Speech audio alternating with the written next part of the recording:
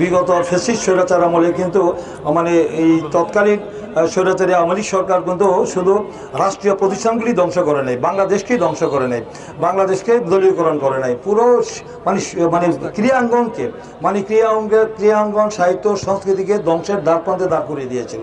তা সেটা থেকে যে এই পরিবর্তিত পরিস্থিতিতে এই দীর্ঘ 16 বছর আন্দোলনের পরে যে ঐতিহাসিক 2024-এর 5ই আগস্ট যে ঐতিহাসিক ছাত্র গণঅভ্যুত্থানের মধ্য দিয়ে এই পরিবর্তিত পরিস্থিতিতে আমরা মুক্ত একটি পরিবেশ পেয়েছি, আমরা একটি মুক্ত পরিবেশ পেয়েছি। আমরা মোটামুটি এখন আমরা স্বাধীন, আমরা নির্বিঘ্নে নির্ভয়ে, আমরা নিঃসংকোচে আমরা কিন্তু আমাদের সাহিত্য সংস্কৃতি খেলাধুলা করে মুক্ত একটা পরিবেশ পেয়েছি।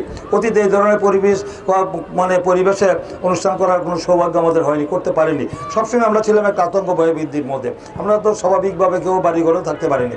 যার মাঠের যে এই যে করুণ বেহাল দশা, ওরা তো এই কারণেই হয়েছে, কারণ এটার কোনো চর্চা ছিল না। যার কারণে এই যে মাঠ সংস্কার কথা বলছেন আর কি, সেই মাঠটা সংস্কার করা অত্যন্ত জরুরি। সেটা করার ব্যাপারে আমি পদক্ষেপ নিব, কারণ মানে এই দেশের মানে শুধু লেখাপড়ার পাশাপাশি একটা কারিকুলাম যে যা সাহিত্য সংস্কৃতি কৃষ্টি কালচার, এটাকে পাশাপাশি গুরুত্ব দিতে হবে। কারণ এই যে তরুণ টানা 7ম মতো বেস্ট টিস্যু পেপার ব্র্যান্ড হিসেবে স্বীকৃতি পেয়েছে বসুন্ধরা টিস্যু। যুবকদেরকে মানে তাদের মানসিক বিকাশের জন্য, সুস্বাস্থ্য গঠনের জন্য এবং সুন্দর একটি সমাজ বিনির্মাণ করার জন্য এই যুবকদেরকে ঢেলে সাজাতে হবে এবং তাদেরকে সুযোগ করে দিতে হবে। তারা যেন মাদক এবং আমাদের যে বিভিন্ন রকম যে সন্ত্রাসী কর্মকাণ্ডে কিশোর গ্যাং মাদক এগুলোতে জড়ায় যাচ্ছে, আমাদের অনেকেই দেখতে পাচ্ছি। কিন্তু এই ধরনের খেলাধুলা সাহিত্য সংস্কৃতিতে যদি থাকে তাহলে সব দিক দিয়ে আমাদের সমাজ উপকৃত হবে। আমি যেহেতু ক্রীড়া সংগঠক, আমি একটু ক্রীড়াবিদ ছিলাম, ক্রীড়াবিদ থেকে রাজনীতি আমার উত্থান,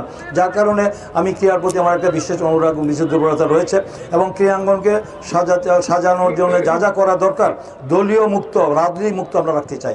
কার যোগ্যতা মেধা, যাদের রাজনৈতিক মেধা প্রজ্ঞা দূরদর্শিতা রয়েছে, যার যোগ্যতা রয়েছে, যোগ্যতার ভিত্তিতে আসবে। সেটা আমার দলের হয়ে আসবে, অন্য দলের যদি থাকে সে আসবে, কিন্তু সেখানে কোনো পক্ষপাতিত্ব পার্সিয়ালিটি আমাদের করা হবে না। অতীত তো যোগ্যতার বিষয় না, সে তার সরকারি দল করে কিনা সেটা হলেও তার যোগ্যতার মাপকাঠি, তো সেটা ছিল অতীতে। এখন কিন্তু সেটা করা যাবে না।